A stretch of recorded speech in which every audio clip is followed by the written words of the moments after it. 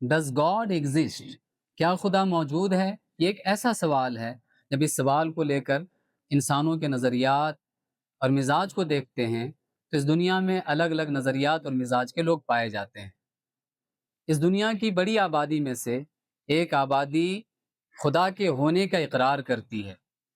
اسی میں سے کچھ لوگ ایسے ہیں جو خدا کو مثبت اور مضبوط طریقے سے ماننے یا انکار کرنے کے فیصلے میں نہیں ہیں۔ وہ کہتے ہیں کہ خدا ہو بھی سکتا ہے، خدا نہیں بھی ہو سکتا۔ ایسے لوگوں کو ایگنوسٹک کہتے ہیں۔ کچھ لوگ ایسے ہیں جو سرے سے خدا کے وجود کا انکار کرتے ہیں۔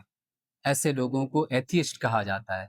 جب ہم ایتھیسٹ یا ان جیسی سوچ رکھنے والے لوگوں کی باتوں کو سنتے ہیں تو ہمیں یہ محسوس ہوتا ہے کہ خدا کے ساتھ میں ان کی سب سے زیادہ بیزاری اور ناراضگی اس بات کو لے کر ہے کہ اگر خدا ہے تو پھر دنیا میں اتنے ظلم و تشدد ہیں، مصائب و آلام ہیں، کرپشنس ہیں، ریپ ہیں، پھر خدا انصاف کیوں نہیں کرتا؟ اور اسی بات کو حالیہ ڈیبیٹ میں جاوید اختر صاحب نے بھی ریپیٹ کی کہ غزہ میں 50,000 بچے دواؤں کی کمی کی وجہ سے، بھوک کی وجہ سے مر رہے ہیں۔ تو پھر خدا ہے جو قادر مطلق ہونے کا دعویٰ کرتا ہے، اس کے لیے ان بچوں کی مدد ایک معمولی سی چیز ہے، تو پھر وہ بچوں کی مدد کیوں نہیں کرتا؟ وہ بیٹھے آسمان پر تماشا دیکھ رہا ہے اور اس کی جرت کہ وہ مجھ سے سوال کرے گا، بلکہ ہم اس سے سوال کریں گے۔ تو میری آپ سے کائنڈلی ریکویسٹ ہے، بڑی مخلصانہ گزارش ہے کہ آپ ٹھنڈے دل و دماغ کے ساتھ اپنے دل پر ہاتھ رکھیں اور سوچیں ٹھیک اسی طریقے سے جس طرح سے ہمارے سامنے کوئی تخلیق آتی ہے، کوئی بنی ہوئی چیز آتی ہے، تو ہم یہ ضرور جاننے کی کوشش کرتے ہیں کہ یہ چیز جو بنی ہے، اس چیز کو جو ڈیزائن کیا گیا ہے، آخر اس کے پیچھے مقصد کیا ہے؟ کیا اس میں بیٹھ کر اڑنے کے لیے اسے بنایا گیا ہے؟ اس میں بیٹھ کر دوریاں طے کرنے کے لیے بنایا گیا ہے یا بیٹھنے کے لیے بنایا گیا ہے؟ یہ ہم ضرور جاننے کی کوشش کرتے ہیں۔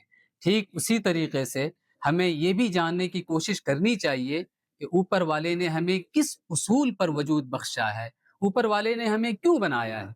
جب خدا کا دیا ہوا سلیبس یعنی قرآن کے پاس اپنے اس سوال کو لے کر جاتے ہیں تو قرآن کہتا ہے خلق الموت والحیات لیبلوکم ایکم احسن عملا، کہ اس نے موت اور حیات کے کارخانے کو اس لیے بنایا ہے، وجود بخشا ہے، لیبلوکم، تاکہ وہ تمہیں آزمائے، ایکم احسن عملا، کہ اس دنیا میں مصائب و آلام کے باوجود، ظلم و تشدد کے باوجود، سرکشی کے باوجود کون ہے جو اچھا عمل کرتا ہے۔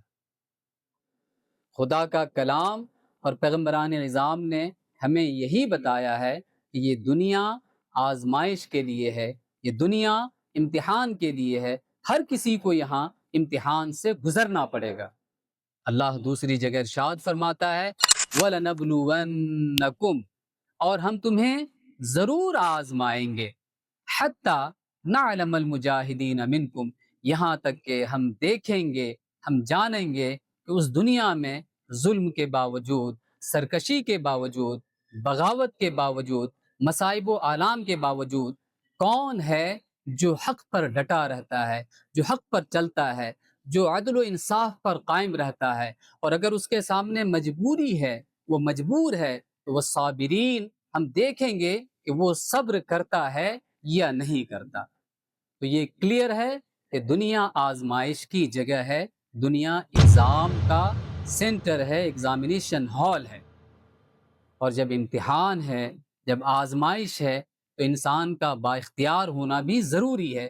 اس لیے اوپر والے نے ہمیں اختیار دیا ہے، آپشن دیا ہے کہ تمہارے سامنے اچھا بھی ہے، برا بھی ہے، صحیح بھی ہے، غلط بھی ہے، جو تم چوز کرو گے، جیسا تمہارا عمل ہوگا، اسی بیس پر تمہارا رزلٹ ہوگا۔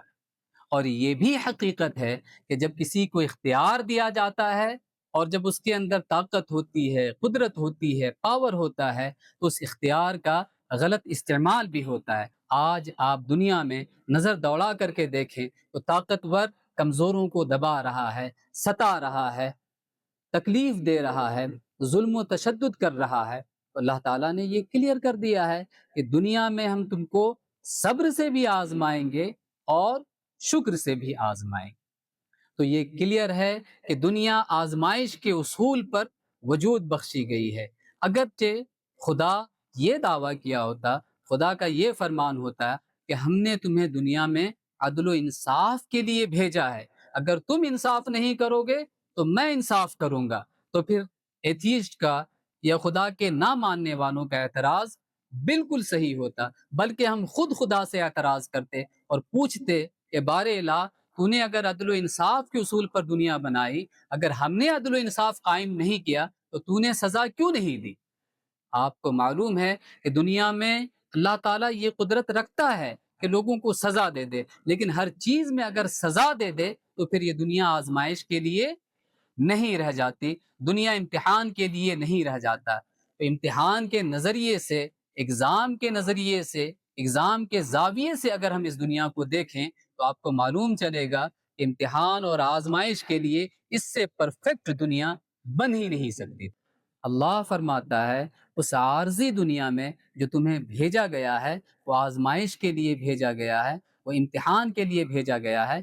عدل و انصاف کے بیس پر جو دنیا قائم ہوگی وہ موت کے بعد والی دنیا ہوگی۔ اس دنیا سے تم صبر اور شکر کے ساتھ آؤ، میں نے تمہارے لیے جنت کے دروازے کھول رکھے ہیں، جہاں نہ آزمائش ہوگی، نہ مصیبت ہوگی، نہ امتحان ہوگا، صرف اور صرف عیش و آرام۔